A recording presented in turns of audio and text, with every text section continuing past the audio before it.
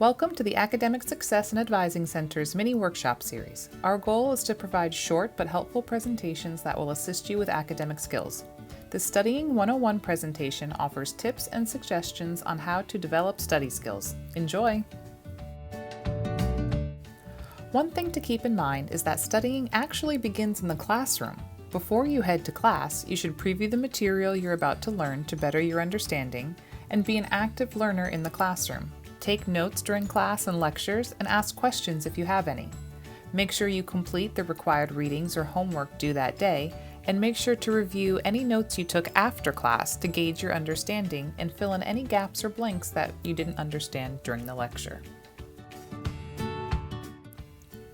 Before you get studying, prepare your study space. Find a quiet, well-lit space free of distraction, and note the many places you can go to on campus. Make sure you have all supplies you need and have a goal in mind.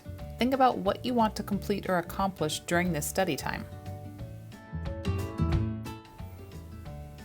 In college, plan to study. The faculty and staff do expect students to put in work during the span of the semester, but remember that your professors are supportive resources and want you to succeed. The rule of thumb is to plan to study between 1 to 2 hours for every 1 hour of class time. So, if your classes total 8 or more hours, then you should probably be studying about 10 to 16 hours a week. Yes, that seems like a lot, but break it down into various days throughout the week. And remember that you might not spend this full amount of time on studying each week.